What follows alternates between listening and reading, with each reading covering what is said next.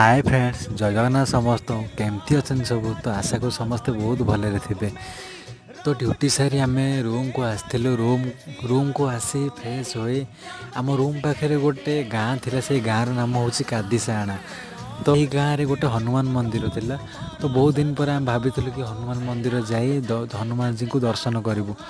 तो आम बाहरी पड़ू हनुमान जी को दर्शन करने। आउ से गाँ को जाई हनुमान मंदिर पहुँची आम दर्शन करूँ। तापर सेठी किसी भोग रोसे होता। तो से कहले भाई ये खाई जाओ।